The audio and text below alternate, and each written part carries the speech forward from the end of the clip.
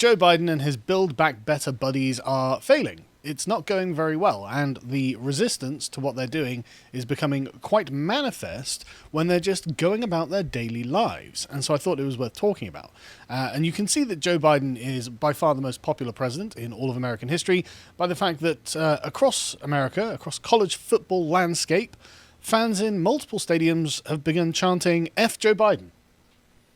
If you can scroll down on this one, John, you can see it's not just like one or two. No, it's like half a dozen. Just keep going down, keep going down. Like, college football in America is a big thing, right? So we don't understand that 'cause it's not. But you can see these full stadiums of people chanting F Joe Biden. Just over and over. Not a popular guy, it seems. And like I said, it just keeps going, right? So it's just one of those things where it's like, right, this is kind of a way of kind of taking the temperature of the nation, like a weather vane or something, right?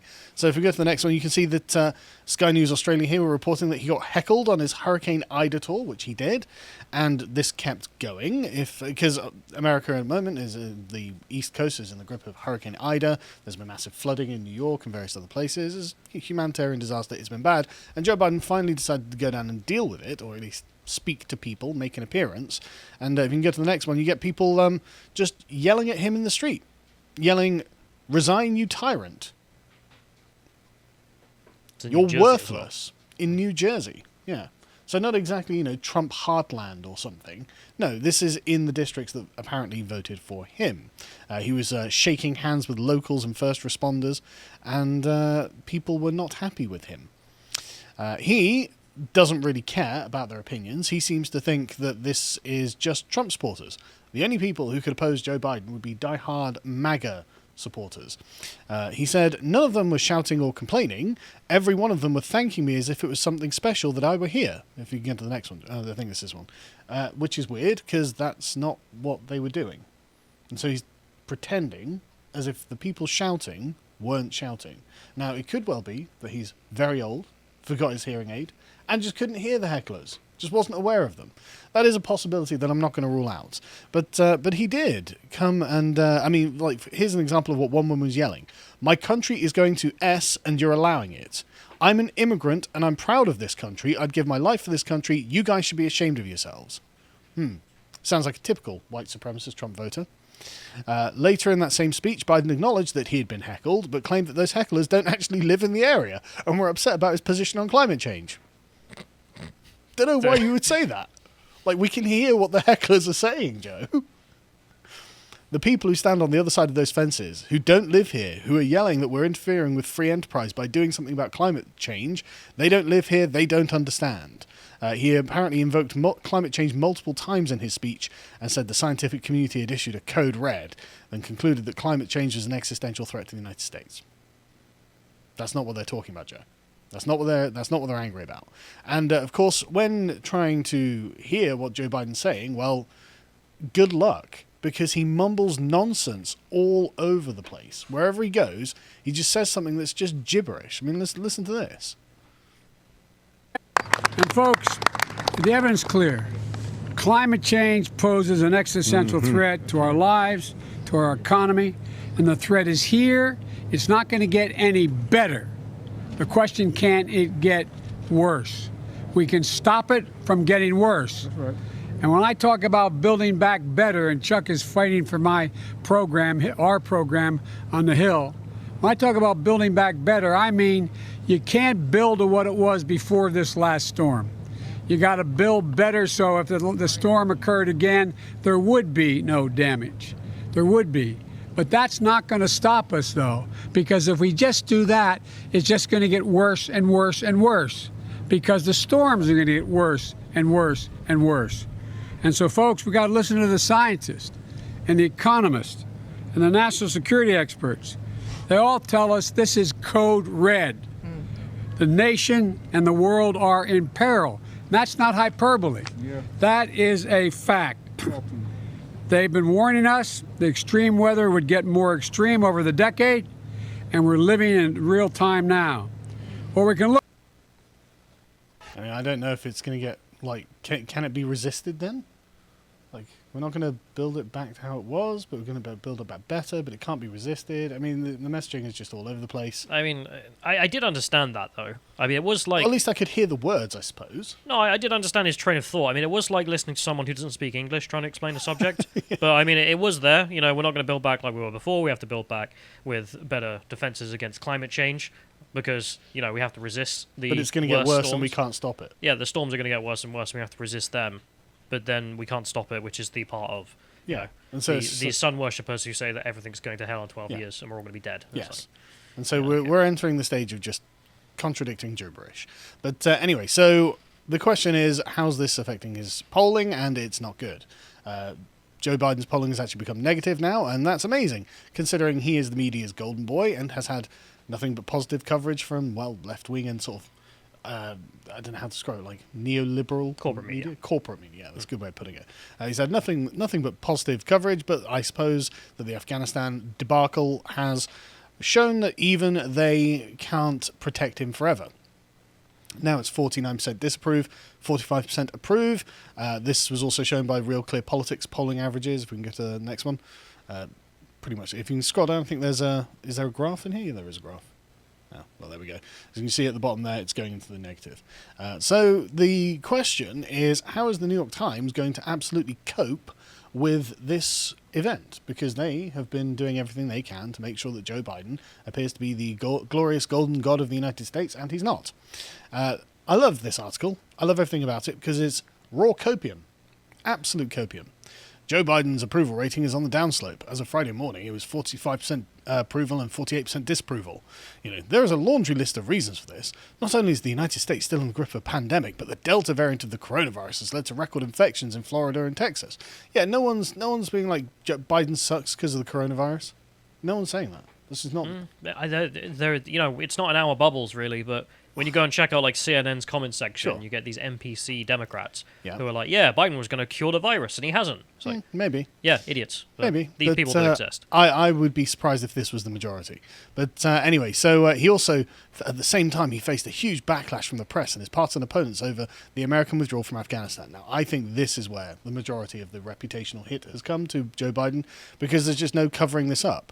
Of course, the death of 13 US service members and the absolute catastrophe of arming the Taliban, so they're now one of the most powerful militaries in the world, and just allowing this to happen and pretending like everything was going according to plan. If that was the plan, Joe, I think that you deserve the dip in your popularity that you're experiencing. But anyway, so the administration quickly adjusted to the chaos, and now 124,000 people, including thousands of US citizens, have been evacuated from Afghanistan, so it's not all bad. He quickly adjusted to the chaos. I mean, there were just like days and days of him giving like a press week. conferences, which meant nothing. Yeah. Took no responses, and then still nothing's happened on the ground, bro. Yeah. The Taliban have taken another city. Now they're taking Kabul. Now they're shooting people in the streets. Now they're, executing pregnant women. Are you going to let this carry on? And Joe's like, yeah, so our partners in Afghanistan, it's, like I said, total cope from the New York Times. Taken together, though, you've got a pretty good explanation for why Biden is doing much worse with the public than he was at the beginning of the year. Put simply, we're still quite polarized. How about put simply, Joe Biden left thousands of Americans to the Taliban's tender mercies? How about that? I mean, that's something that's just unacceptable on both sides of the aisle, surely. I've seen lots of Democrats complaining about this. Like, verified check marks, Democrat activists, just people like, look, that's not on. Like, we can't hide this. Yeah, this is just so obviously bad that this can't be allowed to continue, and Biden's done very little. I mean, well, that's not true. He's evacuated thousands of Afghanistanis from Kabul, which is what everyone was asking for. Not the Americans who were left behind when the British and the Canadians were sending secret services in to get them. No, special forces, sorry. No, it's fine. But anyway, so they basically complaining, oh, well, it's just political polarization. No, it's because you're crap. You're doing a terrible, terrible job. And this is not even to mention like the southern border and various other problems that Joe Biden is just presiding over ideologically. They don't care about any of these things. But anyway, so let's have a look at what's going on with the rest of the Build Back Better Brigade. The buddies who have all got together and been like, yeah, that's going to be our slogan. We're going to use across the world as if anyone likes it. Justin Trudeau is on the campaign trail because things are not going very well. He got booed. He gets booed a lot. People yelling "F you, Trudeau" as he goes through his campaign rallies. If you go to the next one, there's another one heckling him, yelling, "You don't deserve another majority." Now, this sort of behaviour is generally quite unusual. Normally, when politicians do their political campaigning, they don't actually get active segments of the public going to their rallies in order to boo them. Right? That's a real sign that things are going badly. When you're the Prime Minister or President and so forth, and you go out, it's very stage managed. Yes. It's not, just some guy going out. They're guarded the whole way. They get released on their little thing to give their speech or whatever, or hang out with the people who are already pre-approved, who approve of them, and then leave. Yes. But wherever Trudeau seems to go, he seems to encounter opposition.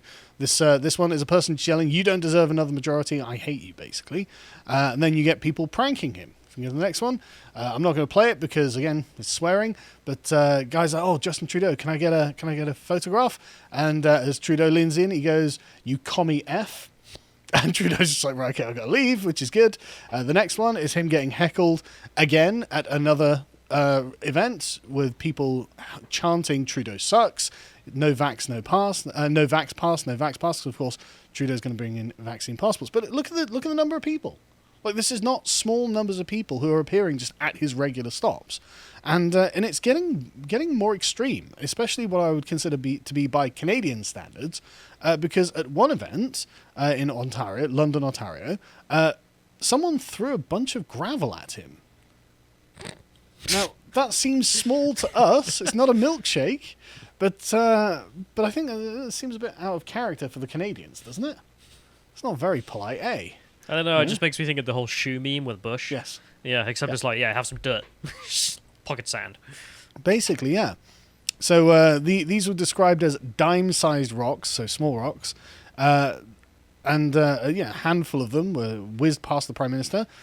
Trudeau, at the time, dismissed the incident to reporters, saying it was little bits of gravel, it was no big deal. Yes, there's a fringe element in this country that is angry, that doesn't believe in science. Put a pin in that, because we're going to get back to Justin Trudeau's science in a minute, and that is lashing out with racist, misogynistic attacks. If you throw gravel at Justin Trudeau, it's a racist, misogynistic attack. He does know he's not wearing blackface right now, right? He may well be a black-faced woman, as John just pointed out, but he didn't publicly identify himself as a woman, at least prior to claiming that this was a misogynistic attack, so who knows. But he said he would not allow these voices whose special interest groups, those protesters, yes, they look like special interest groups to me. People with, like, handmade PPE signs going, "Piss off Justin." Yeah, they look like special interest groups. He says, those protesters, I don't even want to call them protesters, those anti-vaxxer mobs, to dictate how this country gets through this pandemic. It's not people who are annoyed that you're selling Canada out and imposing a sort of tyranny on them. I think it might be those people. We'll get to what the tyranny is going to be in a minute.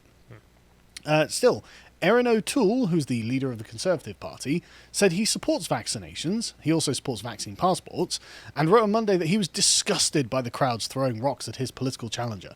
"This is disgusting, and I condemn these actions in the strongest possible terms." Thanks, Conservatives. Yeah, well, the political violence should be condemned, but the point there being that, well, what's the difference between you and Justin if you're both pro-vaccine passports? Precisely. Trudeau then went out to make a statement saying, "Oh, this is not who we are as a country," and decided to play the victim, even though he'd been like, "Oh, it's no big deal." But now it's a big deal. You've got to pick one. Yeah. If we can go to the next one, he branded the violence, again, threw a bit of dirt at you, Justin, calm down. It was worse for me when I got milkshaked, just saying. It was completely unacceptable. This is not who we are as a country. No, but it is who you are as a country to impose a two-tier system of government on the population, right? So the people without vaccines can't do anything, and the people with vaccines are a privileged class. Like, that's what you are as a country now, under your leadership. Just Very saying. Canadian. Yeah, particularly Totally Canadian. not German. Yeah, yeah. And anyway, so he said it's totally unacceptable to be throwing things and endangering others at a political rally, especially when it's happening to me. Says Justin. He didn't say that, but that's the implication. So he says it's not just at political rallies this has happened. There are healthcare workers across the country are getting harassed and intimidated, bullied as they're going to work to keep people safe and alive. Store clerks, waitresses, people going about their daily lives getting yelled and pushed around for wearing masks, for being vaccinated. That's not how we do things in Canada. That's probably an exaggeration, but if that's the case, why? Why is that happening? Why are deep social divisions being riven in your country because of your policies? In fact, let's have a look at what the Canadian Prime Minister, his pro-science position is this. They are putting at risk their own kids, and they're putting at risk our kids as well. That's why we've been unequivocal. If you want to get on a plane or a train in the coming months, you're going to have to be fully vaccinated. So families with their kids don't have to worry that someone is going to put them in danger in the seat next to them or across the aisle. And we know that the way to get through this as well is to make sure that people can go into non-essential businesses and feel safe that they're not going to catch COVID from someone next to them. Did you hear that? It's just a balls-faced lie. Like, if you get vaccinated, you won't catch COVID. It's just a lie. It's not true. Protect your kids. Kids aren't at risk of COVID. Okay. The risk is incredibly, incredibly low. Yeah, I mean, I saw a statistic the other day. It was 99.99967% survival rate for children. So it's just, it's not going to happen to you, right? So you can pass on COVID even though you're vaccinated. It's not a risk for children. And in response to this demonstrable, and yeah, no effect on the lungs of kids either, as one study has shown. But as a response, the response he's going to have is, you can't get on a plane, you can't get on a train, or go into a non-essential business if you don't have a vaccine passport. That's absolute tyranny. That's awful. It also has nothing to do with the science. Nothing to do with the science. It's everything to do with his authoritarian control of the country. And so I guess it's good that Trudeau is lagging behind the Conservatives in the polls, as if that really means anything, because the Conservatives are going to do exactly the same thing, and it's not like it's a massive gap anyway. Of course, I personally am supporting the People's Party. Maxime Bernier's, even though he's French, still think he's great. I personally think he's the best choice that Canada has, but of course, like UKIP, he's not going to win. He's the leading the only party that is going to actually oppose vaccine passports and restore some semblance of freedom as we in the West had previously understood it. So I would suggest vote Maxime Bernier. But anyway, so coming back to old Blighty, how's Boris doing? Do we have to? Yes, we have to. Boris is he's one of the Build Back Better buddies as well. Yeah. I know, I hate it. I hate it more than anything. But he's, well, we're not alone. Put simply, he has united 2/3 of the country nearly against him. 8% don't really have an opinion, but 58% think he's doing badly, and only 35% think he's doing well. So if you have a friend who thinks Boris Johnson's doing well, feel free to call him a fucking idiot, because he's not doing well. He's doing terribly about everything. This means that the Labour Party is making gains, even though the Labour Party are absolutely terrible as well. We can go to the next one, John, and scroll down. There's a graph in here, though, you can see it. Labour are only 6% behind the Conservatives. Imagine having such an amazing mandate that you've got such an incompetent opposition who've just fended off the most radical party in decades, the most radical faction in decades. Like, they're so absurd. You can literally just take footage of them at their conference and play it to normies. And normies are like, yeah, not that. Anything but that. Yeah.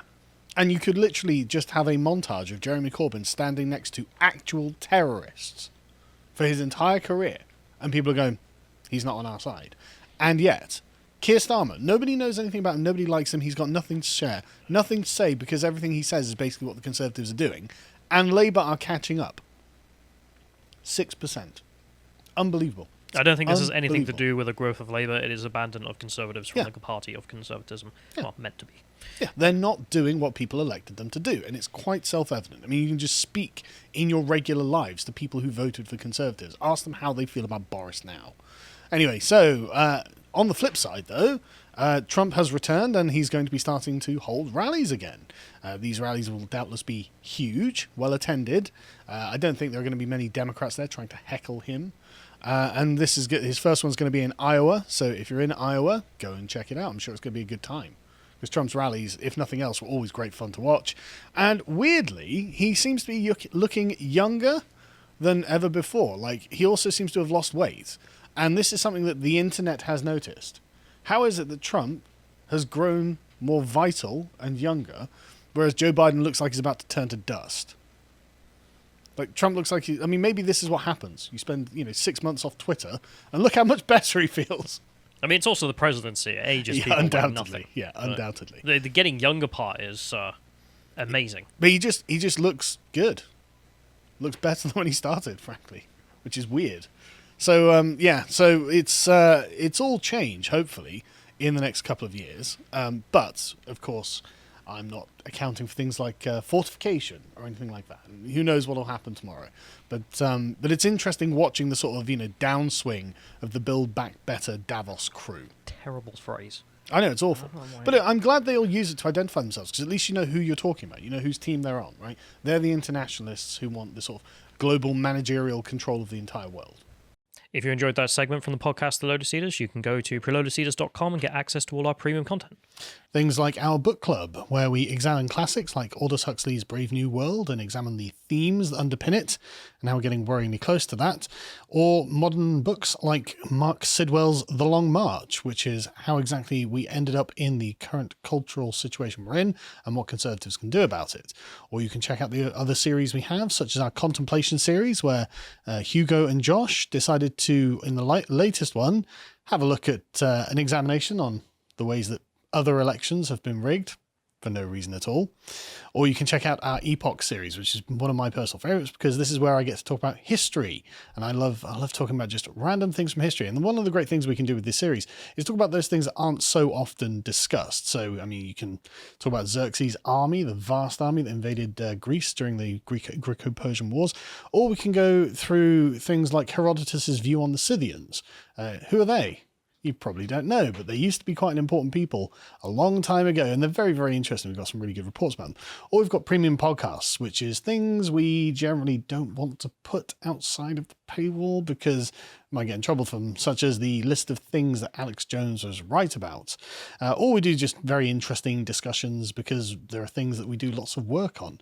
Another one is that I'm particularly proud of is where Christopher Hitchens, the famous new atheist, would have fallen during the modern culture wars, because he probably wouldn't have been very woke.